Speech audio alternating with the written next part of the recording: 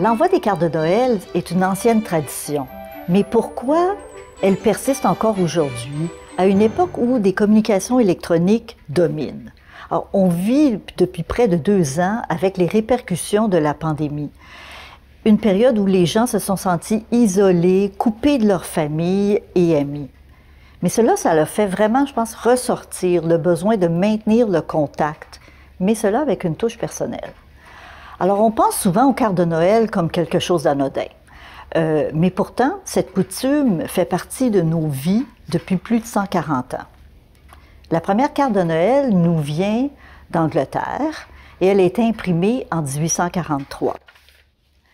Un des exemples les plus anciens des collections du musée, c'est cette carte de vœux du Nouvel An. Semblable aux cartes de la Saint-Valentin qui existaient avant les cartes de Noël, les cartes de l'époque victorienne, comme celle-ci, sont richement décorées. On les voit, elles sont confectionnées avec du papier dentelle. Il y a même, comme l'exemple que l'on voit, un poème qui était reproduit sur un petit coussin de satin. Les cartes de cette époque cherchaient en fait à créer un effet de volume, une superposition de papier, de franges ou même d'appliqués. L'habitude d'échanger des cartes de Noël se répand au Canada autour des années 1870-1880. On le sait, entre autres, grâce à toutes les publicités qu'on voit apparaître dans les journaux qui indiquent où on pouvait aller se procurer ces cartes. L'engouement pour ce rituel de communication, en fait, est important parce qu'il permettait d'entretenir des relations sociales et familiales à une époque de mobilité géographique. Des nouveaux moyens de transport de plus en plus performants facilitent ces opportunités d'aller s'établir loin de son lieu de domicile. Et le maintien de ces contacts par l'écrit est aussi facilité par une amélioration du transport du courrier. Alors, bien sûr qu'il s'agit d'un outil de communication écrite, mais la carte de Noël était aussi un outil de communication visuelle. On voit se développer et se perfectionner différentes méthodes d'impression en couleur qui permettent alors de reproduire en multiples exemplaires des cartes, mais aussi d'autres calendriers, images religieuses.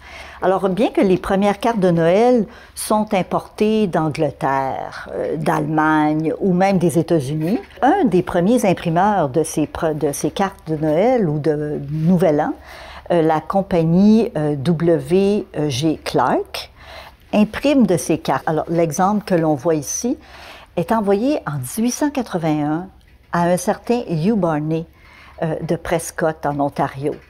Alors, cette carte a non seulement une valeur documentaire, mais elle aussi témoigne des goûts de l'époque. Et j'aimerais maintenant attirer votre attention sur ces poteries. Parce que pour l'engouement des sports d'hiver, inspire la compagnie écossaise John Marshall à introduire une série de nouvelles poteries qui s'appelle les sports d'hiver. Sports canadiens d'hiver, en fait. Alors, les images qu'on voit, ce qui est fascinant, c'est les images que l'on voit sur ces poteries ont été fortement, en fait, inspirées de l'imprimeur montréalais William Bennett, qui a imprimé une série de cartes de Noël et de Nouvel An en 1880, dans ces années-là. Alors, cette série de poteries est très prisée par les collectionneurs. Et on peut voir au verso la marque qui indique bien Canadian Sports. En fait, cette série était avant tout destinée à un marché canadien, mais on en a retrouvé des exemplaires en Écosse et en Irlande. L'image de ces premières cartes de Noël est une image romantisée de l'hiver canadien. Une mise en scène parfaite, mais pas toujours réaliste. Par exemple, la pratique de la raquette ou de la glissade en traîneau n'était pas toujours bien vue par le clergé catholique, qui considérait cet exercice par les femmes comme une occasion de péché. Même qu'en 1885, l'archevêque Monseigneur Fabre a émis une circulaire à cet effet. Mais comme on voit, comme les cartes de Noël, les sports d'hiver continuent à être un plaisir aujourd'hui.